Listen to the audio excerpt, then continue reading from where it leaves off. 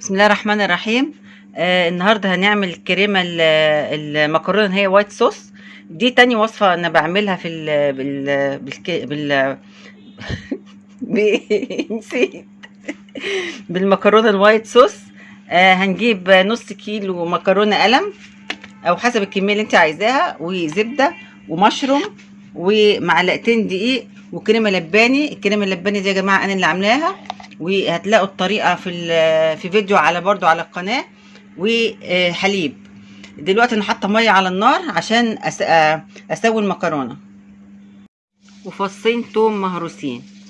دلوقتي على ما المكرونه تستوي انا حطيت زبده قدام كل معلقه مكرونه، قدام كل معلقه دقيق معلقه زبده.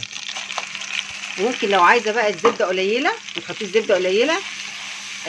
اما تيجي تحطي ال ايه ده، اما احط الايه، لما اجي احط الزبده وطلعت قليله وانت عايزاها قليله، يعني مش عايزه زبده كتير مع الدقيق، ممكن تضربيها بالبلندر عشان هتكلكع معاكي. ممكن تضربيها بالبلندر او في الخلاط، اي حاجه، المهم عشان ما تكلكعش معاكي وتبقى ناعمه يعني.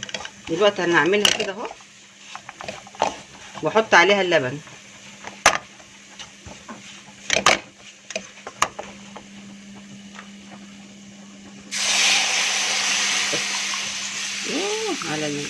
على البتاع اللي هو اللي اسمه ايه، البخار ده. طيب انا دلوقتي هعمل بقى البشاميل، اللي هو الكريمه دي الوايت صوص، يعني هي بتعتبر زي البشاميل يعني كده، الوايت صوص. وبعد كده اما انعمه اهو، بصوا هو بينعم معايا اهو.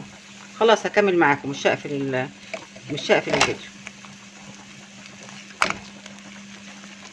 خلاص كده اهو، الدقيق كله داب اهو.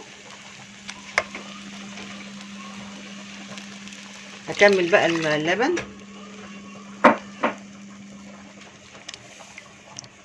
اهو.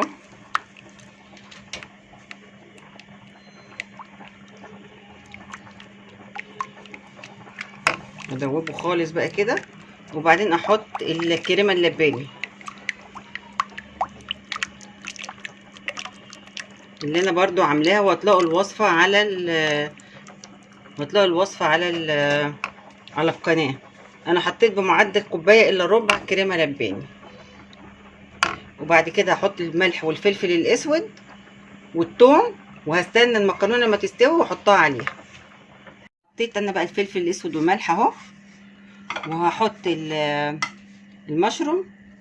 عايزه تحطي مشروم كتير، عايزه تحطي قليل، مش عايزه تحطي مشروم مش مشكله، بس هو اللي زياده القيمه الغذائيه، وكمان بيدي طعم حلو جدا جدا جدا جدا. هيبقى يعني المكرونه دي بتبقى جميله جدا.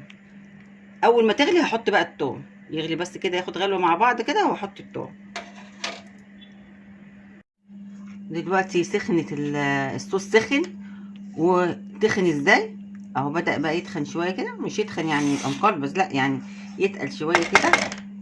وهنبتدي بقى نحط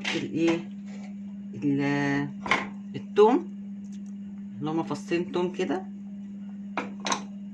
ونقلب عشان نوزع الثوم. ونبتدي بقى نحط المكرونه،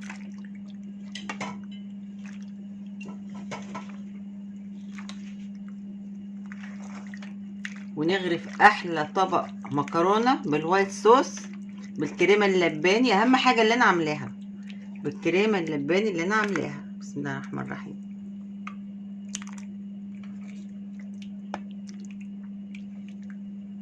يا سلام يا سلام يا سلام يا سلام اهو، احلى طبق مكرونه، وجربوها واعملوها تحفه تحفه.